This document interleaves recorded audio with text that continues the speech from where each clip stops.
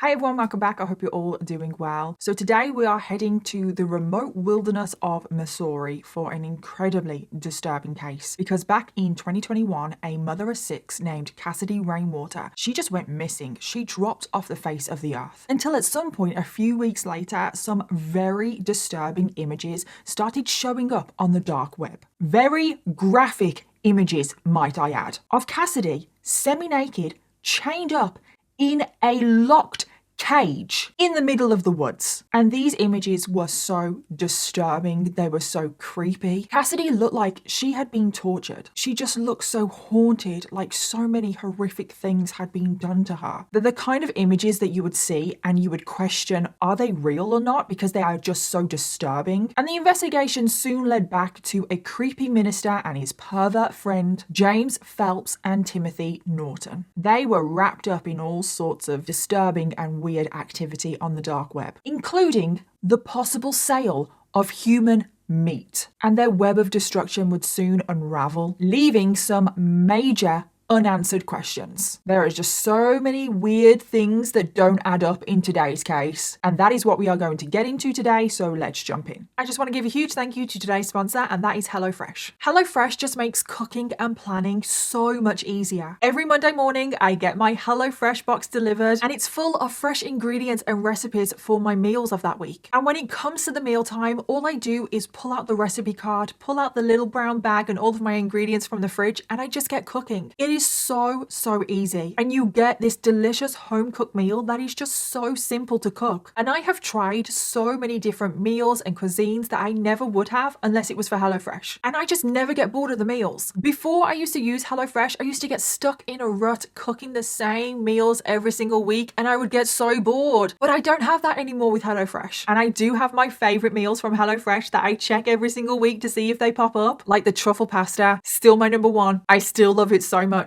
And it's one of my favorite times of the week when I get to choose my meals for HelloFresh, because it's literally like selecting a meal from a restaurant. There is less prep, less cleanup, less food waste, which is obviously incredibly important. And if you're in a hurry, you can now try the brand new HelloFresh prep and bake meals, which means that you only have to spend 5 minutes prepping. Then you let the oven do the rest of the work. And then you are left with a warm, fresh, cozy home-cooked meal with virtually no cleanup. It is amazing. And right now you can get up to 10 meals free and free shipping on your first box at HelloFresh when you use the code DanielleKirsty10FM. And the free meals are applied as a discount on your first box for new subscribers only and varies by plan. So that is up to 10 free meals from HelloFresh plus free shipping. Just go to HelloFresh.com via the link in my description box and use the code DanielleKirsty10FM. And using that link and my code really does help out this channel because it lets HelloFresh know you came from this video. So thank you again to HelloFresh for sponsoring today's video, but thank you to every single one of you guys watching right now, because truly without all of you guys, I wouldn't get opportunities like this. And now let's jump into today's case. James Phelps was born in 1963. An exact date of birth is not known. And he grew up in the small town of Urbana in Missouri, right in the middle of the Ozarks. And this was a really small town. It had a population of only 400. There was just not much around. It was very remote. There was just a lot of woodland area. And we don't know too much about James's childhood. We know that he attended the local Skyline High School. He made the honor roll quite a few times. And then after he graduated high school, he did join the army. In his 30s, he met his wife and they moved to St. Louis. Before in 2010, James's mother did pass away, which made him move back to his small hometown. He inherited his parents' home, and by this time as well, his marriage had broken down. And then the next thing that we know is in 2019, so James is currently 56 years old. This is when he becomes an ordained minister at the Universal Life Church. And knowing what James goes on to do, that just makes everything so much creepier. And then just after becoming a minister, James lives in a remote property just outside the city of Lebanon in Missouri. And I say just outside,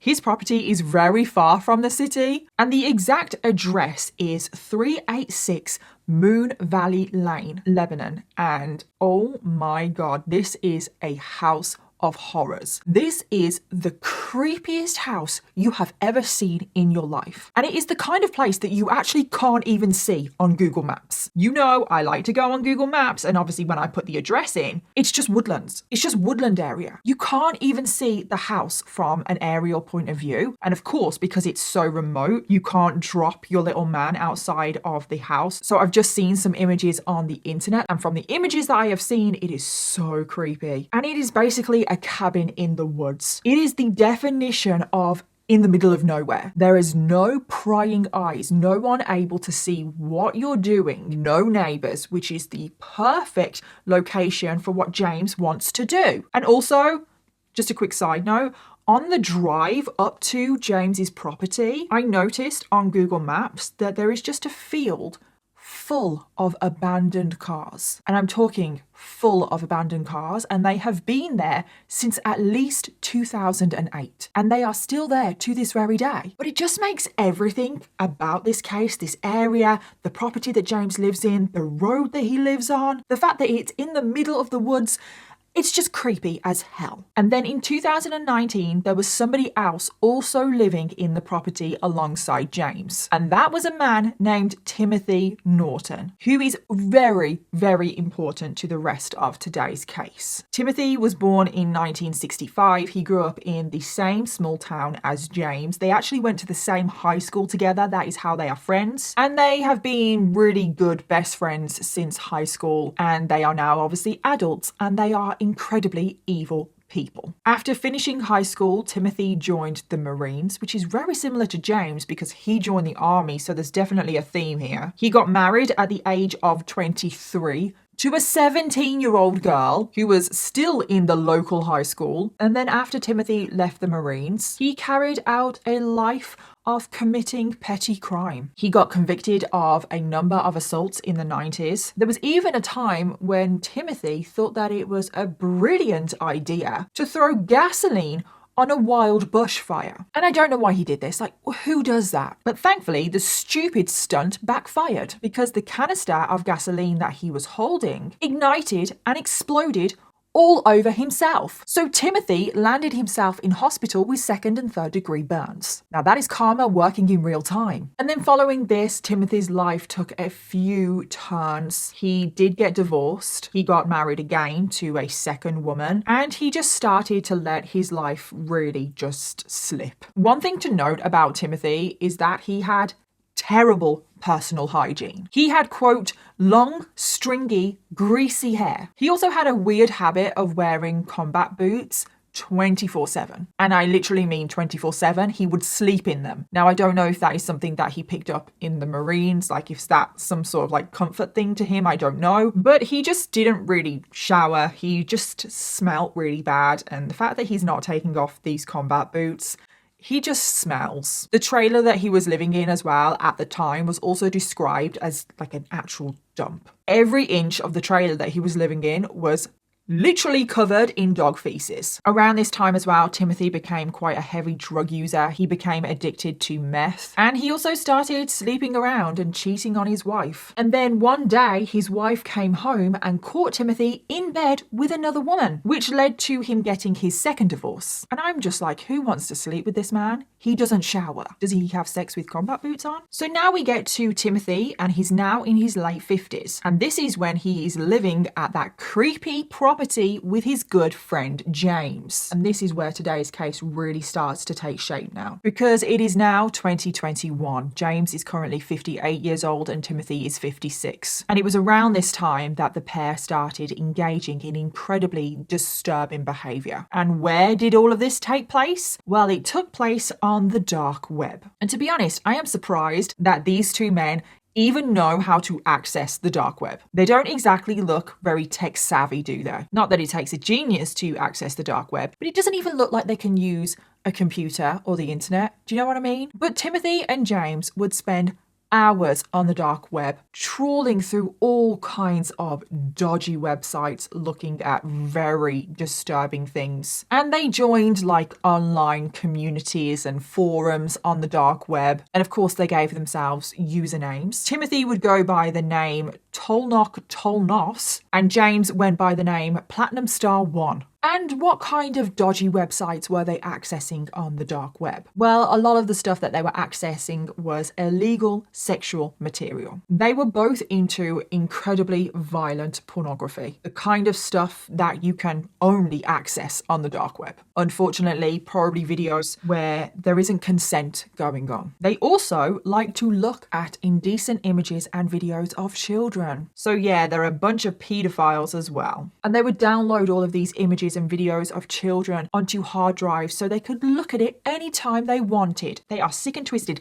And do I need to remind you that one of them is a minister? I don't know how much he actually has to do with the church. Like, I don't actually know. I couldn't find out any information about that, but that is just so creepy. James even created himself a profile on a BDSM website where he listed some of his interests as bondage and discipline, hookups, roleplay, spanking, and whipping. He also said in his profile, quote, looking for a good person to be a good servant girl, to be a live-in servant girl to live with me. So yeah, he basically wants a slave. Let's just say that. He wants a slave, and given what he does in this case, that is very, very chilling, because it seems like he wasn't able to find someone willing to do that. So he just took someone instead. And then also at this time, living alongside James and Timothy in this incredibly creepy property were many other sex offenders. Yeah, you heard that right. There are multiple sex offenders registered living at this property. And I'm like, what the hell is this creepy cult of only sex offenders at this property? This is something about this case that leaves me with so many questions. Because whilst it is not clear that these other sex offenders living at the property had anything to do with what goes on in this case, definitely leaves some questions, but it just shows you the kinds of people that James and Timothy are associating with. I mean, they're all living together. It's almost like this creepy property was a haven for sex offenders. And it just makes me question so many things. It makes my mind run away with itself. My imagination goes wild. And you will understand why I have so many questions when we get to the end of this case.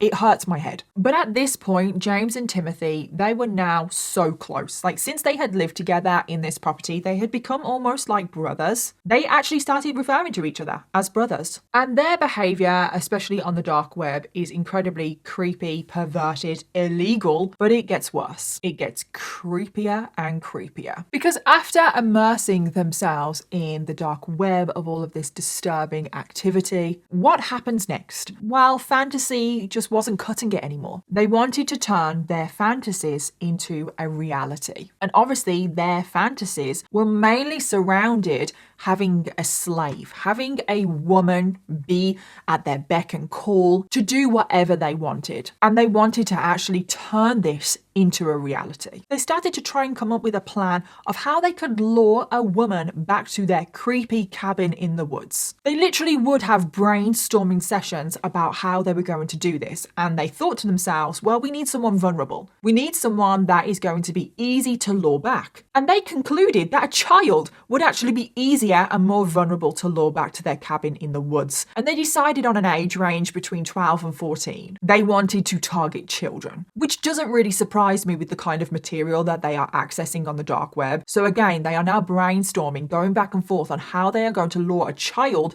of 12 or 14 back to their cabin in the woods. But then they kind of thought to themselves, even though we want a child, maybe that wouldn't be the best idea, because if we lured a child, if we kidnapped a child, that would draw more attention than a woman. So they changed their course of action. They dropped the whole kidnapping a child theory, and they wanted to lure a woman to the cabin in the woods. So they thought to themselves, well, how are we going to find a woman that is suitable, that meets our preferences? And they first turned to social media. They began looking for a woman that was from their local area on Facebook. They even started turning up at their local Walmart and just started hanging around, literally window shopping of what women they would possibly take. They really were contemplating kidnapping a woman right there and then from Walmart, which is just so incredibly creepy that somebody could be doing that and you yourself have just gone to the shops, not knowing what other people are thinking. Like, things like that just really creep me out. But in the end, both of these avenues, they didn't really work out for them. However, an opportunity would literally drop itself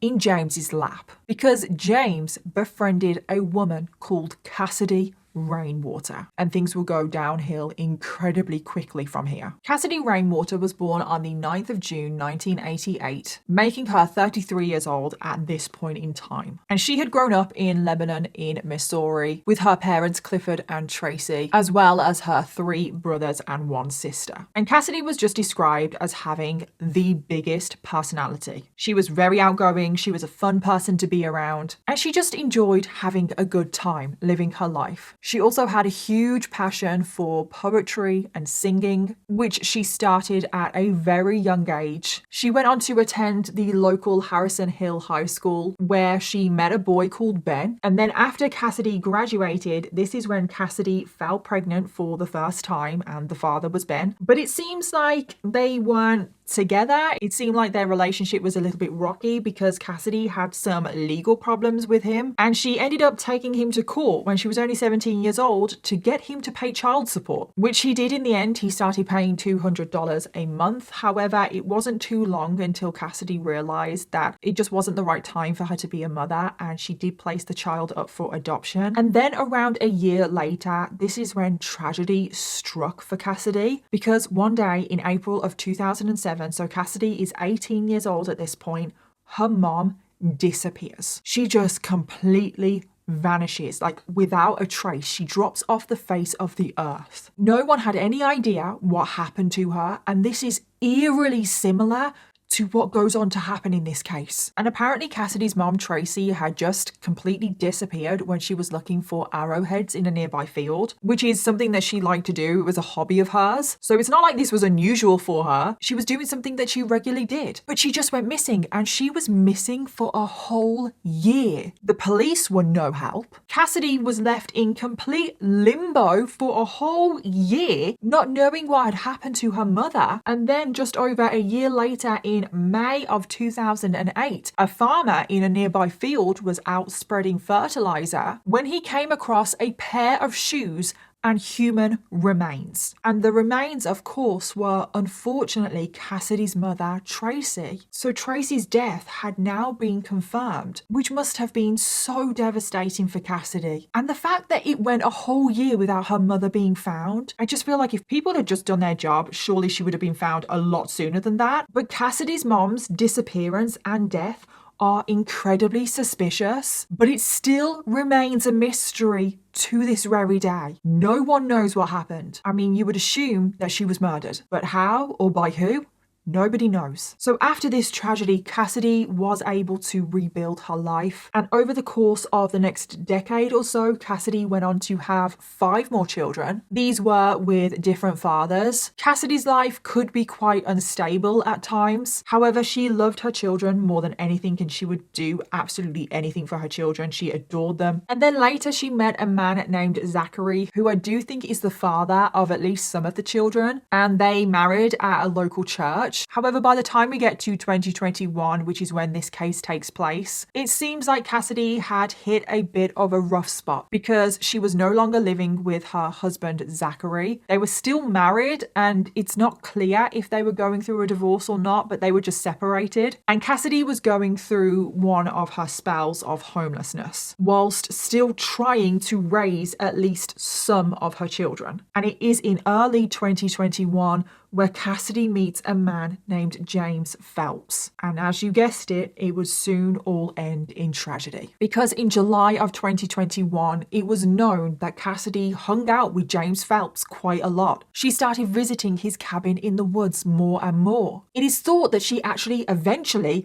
ended up living there. I mean, Cassidy is going through a spell of homelessness right now. And we know that James is looking for a vulnerable woman to lure back to his cabin in the woods. So it makes sense that James would invite Cassidy to live with him. And by the time we get to the 25th of July, 2021, Cassidy just vanished. Just like her mom, she dropped off the face of the earth. People didn't see her again. People stopped hearing from her. And at first, her family didn't pay too much notice. Cassidy clearly dropping off the radar wasn't anything new, and it took 1 month of no one seeing or hearing from Cassidy for alarm bells to start ringing. So now we are at the 25th of August 2021, and people are very concerned now. Because even if Cassidy did drop off the radar for a short period of time, she would never go that long without contacting her children. She would never ever make her family worry like that. So Cassidy's aunt, a woman named Cora, who was actually the guardian of at least one of Cassidy's children at this point, she decided to call the police and report her niece missing. And where was Cassidy? What had been happening to her over the last month since she had gone missing? Well, whilst we don't know exactly what was happening to Cassidy over that month, we do know that at some point during that month, both James and Timothy took Cassidy captive. And they were now holding her in a large metal cage on the grounds of the creepy property. Yeah, you heard that right. She's in a cage in the middle of the woods. And where did this cage come from? We don't know that either. But it is thought that it was custom built. So this took a lot of planning from James and Timothy. And we obviously know that they had been wanting to do this for a very long time. And it's just so creepy that they were able to build this cage on their property for the purpose of holding a human. And of course, because they live in the middle of nowhere, they were able to do it without any neighbours noticing. And this case, this part anyway, it definitely gives me Cameron Hooker vibes. If you remember that case, I covered it a couple of years ago where Cameron Hooker, he literally built a cage in the bottom of his bed, a purpose-built custom box to hold his victim, Colleen Stan. This kind of gives me those kinds of vibes, because they did custom build this metal cage. And there is only one purpose that James and Timothy had for this cage,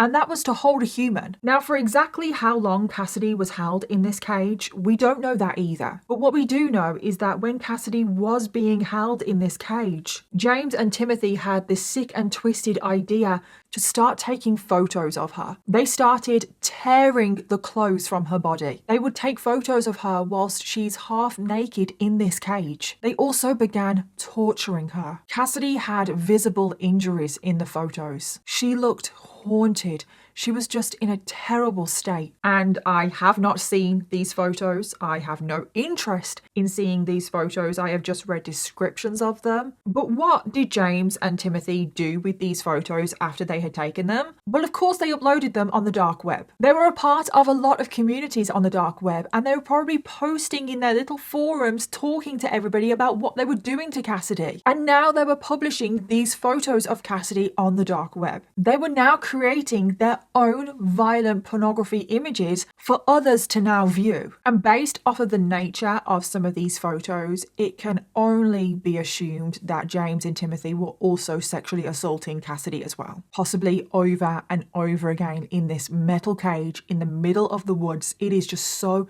sick and twisted to think about Cassidy just kept in that metal cage. And there are so many unanswered questions in this case. For example, how long was she held in that cage? Was she held in that cage 24/7? Like, was she literally left there in this cage overnight, exposed to the elements? I'm going to say no, purely based on the fact that James and Timothy wanted a slave. In their words, they wanted a live-in servant girl. So I can only come to the conclusion that that is what they wanted Cassidy for. That they were keeping her in this metal cage when they wanted to assault her, torture her, sexually assault her. And then they would take her out of the cage when they wanted their live-in servant girl. But again, that is just my theory. We just do not know the answers to these questions. But it is just horrific thinking about the possible things that Cassidy was enduring at the hands of these two monsters. And you also have to remember that there are other sex offenders living on the property. So whilst we only know, and it's only confirmed,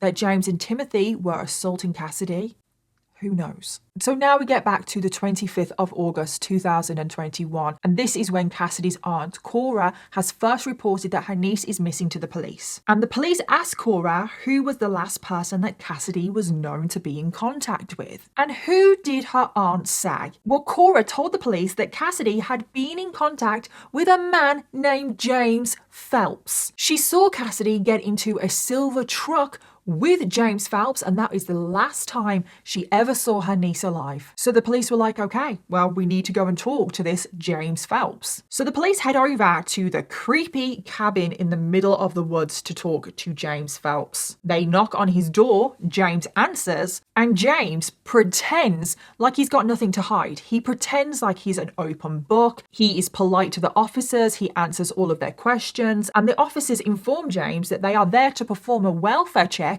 for Cassidy, because this is the last known place that she was known to be staying. And James confirms that Cassidy did live with him for a short period of time. However, she was no longer living with him right now. James just says, "Oh, I'm sorry, officers, but I'm afraid that Cassidy doesn't live here anymore." He says back on the 25th of July, Cassidy just got up and left in the middle of the night. She walked off of the property, she got into a vehicle that was on the property, and just drove off. And apparently she was going to Colorado. So James had no idea where Cassidy was. And James hadn't seen her since the 25th of July. And the police had no evidence to suggest that James is lying at this point. I assume they did look around the property and they didn't seem to find the metal cage that was on the grounds. There was no traces of Cassidy anywhere. So the officers thanked James for his time and they left. And James and Timothy have, for right now, gotten away with holding Cassidy captive. And then a few weeks roll by and Cassidy is still missing, but the case looking into her had seemed to kind of die down. There was just no leads. It did seem quite possible that James and Timothy were going to get away with what they had done. But then on the 16th of September 2021, an anonymous tip came into the FBI saying that there were these images circling the dark web. And the images were of a woman. She was chained up, she was semi-naked, and she was being kept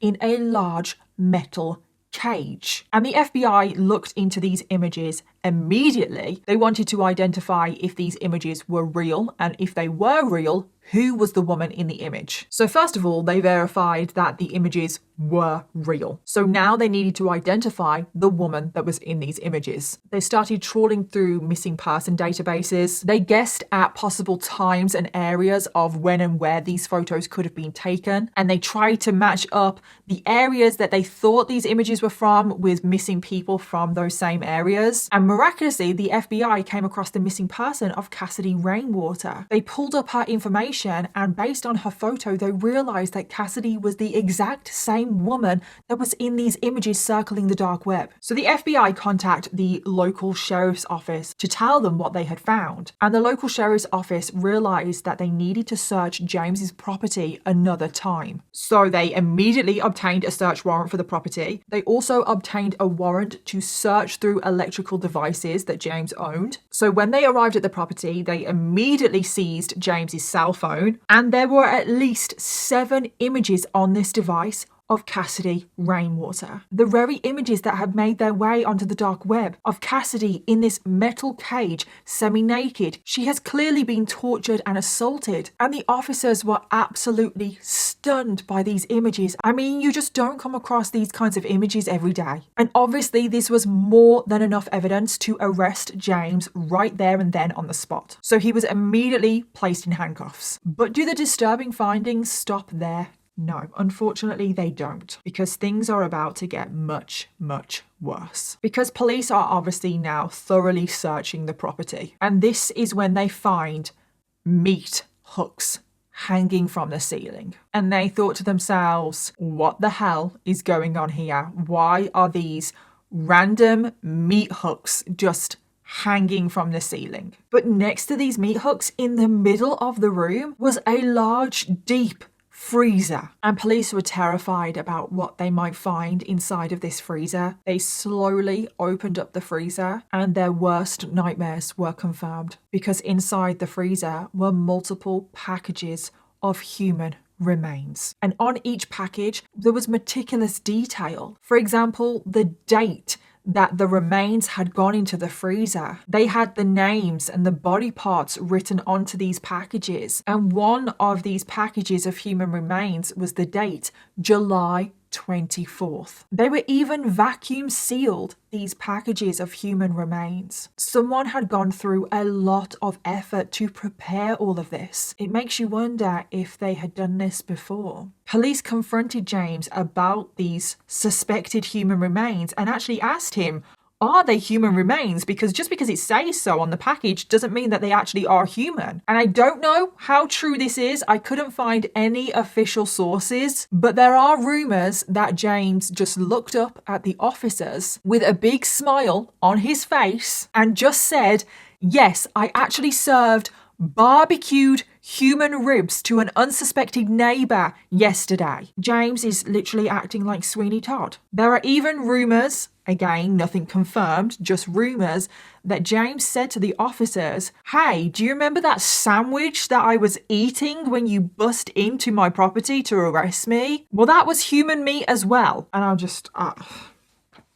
Again, that is not confirmed, but why else would there be meat hooks and why else would there be human remains in the freezer being kept with meticulous detail about all of the dates and stuff of when they went in the freezer? Why would they not just get rid of the human remains? Like, what are they planning to do with those human remains in the freezer? Well, there are theories about what they were doing with the human remains, which we will get to. But at this point, the officers were just so disgusted, they were so stunned, and they immediately took James into custody. So after all of these crazy discoveries, officers still wanted to know where Cassidy was. Was she even still alive? Because yes, they had apparently found human remains in the freezer. They still needed to confirm that though, so those human remains or suspected human remains were sent off for testing. But that doesn't necessarily mean that those human remains were Cassidy. Yes, they had disturbing photos of Cassidy inside that metal cage, but again, those images did not confirm whether she was alive or dead. They immediately started questioning James about this, but James refused to confirm or deny anything. He was not helpful whatsoever. Next, the police learn about Timothy, because obviously he's also living on the property, and they suspect that possibly he had something to do with this as well. So then they go and get Timothy, they arrest him and bring him in for questioning, but Timothy also refuses to open up or say anything. So police just have to sit and wait for the DNA testing on the human remains to come back, which could take up to 30 days. And they still had absolutely no idea of what was going on and where was Cassidy. And rumours about this case had started to spread like wildfire in both the local community and on social media. Because the news of discovery of possible human remains in a freezer had been released to the media, and that James and Timothy were behind it. And that was the only information that was really released to the media. So that's barely any information. So rumours started to spread like wildfire. And the main theory and rumour that was going around was that James and Timothy were serial killers. And I can 100% understand why people thought that. There's even a question mark in my mind. Were they serial killers? How they meticulously went about dismembering a body and placing those human remains in a freezer with all of those details, the fact that they were vacuum sealed, that doesn't strike me as someone doing that for the first time. That strikes me as somebody that has a lot of experience and has done this before. So the main theory was that James and Timothy were serial killers and they were luring women to their cabin in the woods. They were torturing them in the metal cage, posting the images on the dark web, murdering them, and then selling the human remains, the meat, on the dark web. Which again makes a lot of sense. With how meticulously they were preparing the human remains, the vacuum sealed and everything, and all the dates and everything, it does make sense that they were possibly selling human remains on the dark web, which is something that my mind doesn't even want to think about. But unfortunately, things like that do happen. They obviously spend a lot of their time on the dark web, joining various different communities, speaking in various different forums. So even though it sounds far-fetched for them to be selling human meat on the dark web, it's actually not when you really think about it, and that is just so creepy. A neighbour also came forward and said that they found human skin hanging from a tree at one point as well, which further fueled these rumors. There was even rumors that James and Timothy were a part of a larger sex ring that was way more organized and actually did this on quite a large scale, i.e. abducting women, torturing them, abusing them in this cage, and then murdering them, and then possibly selling the human remains on the dark web. Again, I can understand where that theory came from. There are so many sex offenders registered living at this property. That theory that they are a part of this larger sex offenders ring is also not too far-fetched. And apparently, one of the members of this larger sex ring became so fascinated with Cassidy that they offered to pay James and Timothy a large amount of Bitcoin to kill Cassidy and send him a piece of her flesh. But again, that is also not confirmed. And that is just something that is really frustrating in today's case, is that there are these rumors and there are a lot of unanswered questions. But again, we have to remember that these are just rumors. Whilst they are all possible, none of them have been confirmed. And this is when the local sheriff actually got kind of angry. He just said that all of these rumors were fake news, and he took particular aim at people on TikTok who were making videos about this case as it was currently going on by saying, quote, "While I understand the curiosity, it is not a good idea to listen to a crime blogger on TikTok who is sitting in their apartment or their mommy and daddy's basement eating great value cheese puffs and drinking box wine with grand intentions of being a social media superstar." So the sheriff definitely doesn't like TikTokers or true crime content creators in general. But this is when this case now has another massive twist, because just 2 weeks later, both Timothy and James are still being held in custody. The DNA results are still pending on those human remains that were found. This is when James's creepy cabin in the woods burns to the ground, just randomly, in the middle of the night. And obviously this is an ongoing crime scene. There is a ton of evidence in this cabin that hadn't been removed yet. Police had no idea how the fire even started, and they could have lost crucial evidence. So the fire was investigated, and it was confirmed that it was arson. So during the investigation, the police found a tripwire that was connected to an explosive device in the property. So a bomb squad was called because they had to make sure that the device had been detonated safely. And it was soon confirmed that somebody had placed this bomb in the property, and the property had been burnt down intentionally. But given that James and Timothy were being held in custody, they were obviously not behind it. So this only further fueled rumors of a bigger sex offenders ring. Other sex offenders in the local area, the other ones that were possibly registered living at the property, did they burn the cabin down? Were they trying to cover up their possible involvement in Cassidy's disappearance?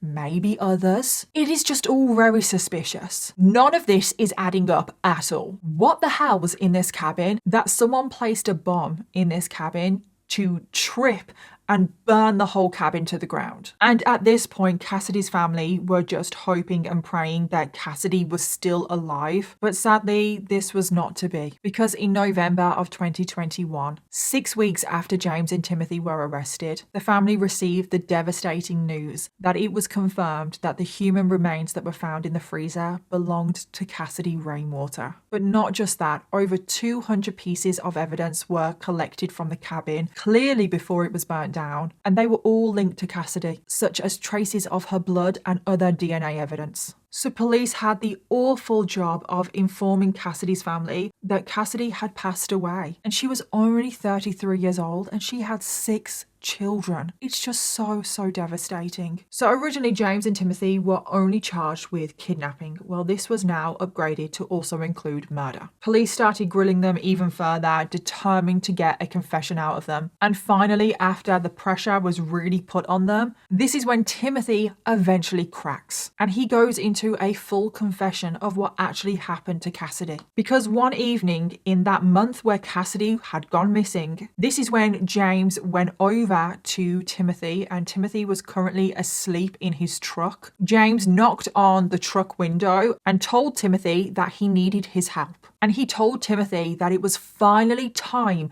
to deal with Cassidy. At this point, Cassidy was actually inside the cabin asleep. She had clearly been let out of her cage at this point. So James and Timothy, they go back inside the cabin. And this is when James approaches a sleeping Cassidy and wraps his hands around her throat. And he just began to choke her. James quickly asks Timothy for his help. And he asks Timothy to hold Cassidy down whilst he strangles her. So Timothy is there holding Cassidy's legs down whilst James has his hands wrapped around her throat. James also places a plastic bag over Cassidy's head, completely suffocating her. And this was the moment when Cassidy Rainwater sadly passed away. So even though Timothy went into a full confession of how himself and James murdered Cassidy, neither Timothy or James have gone into detail about what they did to Cassidy before they murdered her. So we have no idea about the horrors that Cassidy was exposed to whilst she was locked in that metal cage. And then once Cassidy was dead, James asked Timothy to help him carry her body outside, where they strapped her to a nearby metal structure. And this is when James began the sickening process of disemboweling Cassidy and removing all of her organs. And this was a brutal and bloody process. Cassidy's remains, blood was getting everywhere. Timothy was apparently horrified by what James was doing, but he did absolutely nothing to stop his friend. So the whole dismemberment and everything was apparently all James. But again, who's to say that Timothy is even telling the truth? He doesn't exactly strike me as somebody reliable and honest. And after James had removed all of Cassidy's organs, he started to dismember her body. He broke her body down into smaller and smaller pieces. And this is when he asked Timothy to carry those pieces inside and place them in a bathtub. And Timothy did all of this. He never said no to James. And then over the next few days, this is when James began processing all of the human remains and storing them in the vacuum-packed plastic containers and placing all of the human remains in the freezer, which the police later found. And after this confession, Timothy and James would now be held in custody whilst they awaited trial for murder. And at first, James and Timothy, they pled not guilty. So the legal process was very long, it was very drawn out, but in the end, they both changed their minds. Clearly, they realised that they had no chance at trial, and they were possibly also facing the death penalty if they went to trial. So in 2023, James entered an Ulford plea, which essentially means that he's still claiming to be innocent, but he accepts that there is enough evidence against him to be found guilty, but he's still claiming innocence. So he was accepting a plea deal anyway. And Timothy also pled guilty at the same time. So because they both accepted plea deals, they both avoided the death penalty. And instead, they were both sentenced to life in prison without the possibility of parole. And because they both took a plea deal, there was obviously no trial, which meant that a lot of information, a lot of the evidence has never been released. So there are so many unanswered questions to this case. The number one question is, why did James and Timothy even kidnap Cassidy in the first place? Why did they murder her? Why did they place her remains in the freezer? What was their motive? I mean, obviously, they were clearly very sadistic. They clearly had very twisted sexual desires based on all of their time on the dark web. But what were they doing with Cassidy's remains? Why didn't they just dispose of her body? Why did they store her remains in the freezer? Why did they break her remains down into so many smaller pieces? Were they planning to sell these remains on the dark web? There are definitely a lot of rumors about this, that they were possibly a part of cannibal forums. But also, who set up that explosive device in the cabin? Because whoever did that is clearly involved in this case somehow, and we don't know who they are. I mean, obviously, it is totally plausible that James or Timothy, or maybe both of them, arranged the fire at the cabin whilst they were held in custody and just asked somebody on the outside to do it for them. That's obviously plausible. But the fact that so many sex offenders were registered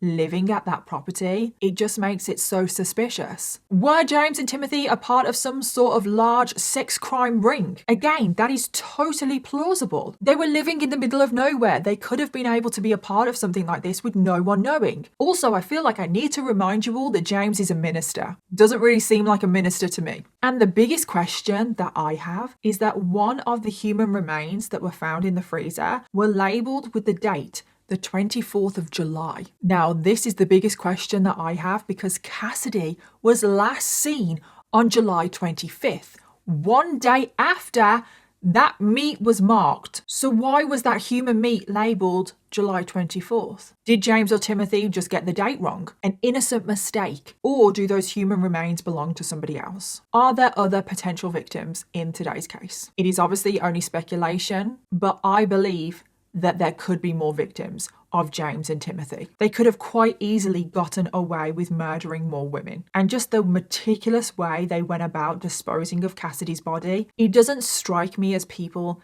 that have only done this once. And also, they would have gotten away with Cassidy's murder if they hadn't placed those images on the dark web. And that is very, very scary to think about. And the truth behind this case will never be known because I don't think James or Timothy will ever confess to actually what happened, which is incredibly frustrating and probably very frustrating for Cassidy's family because there are just so many unanswered questions. And I just want to take the time at the end of this video remembering the victim of today's case, which is Cassidy Rainwater. Cassidy Rainwater was described as sweet, caring, and having the biggest personality you could have ever imagined. She loved writing, poetry, singing, and she just loved having a good time. But she was also a mother to 6 children, and she loved her children more than anything. She would do absolutely everything and anything for them. And now her children will have to grow up without a mother. She was taken far, far too soon. She was only 33 years old. And my heart especially goes out to Cassidy's children because they are also victims in today's case. They now have to grow up without their mother. And I just wish them all the best. And that brings us to the end of today's case. As always, let me know your thoughts, theories, and opinions. And don't forget to leave me your case suggestions in the comments down below because I always want to know what you want to hear next. Thank you again to HelloFresh for sponsoring today's video, and I'll see you all in my next one.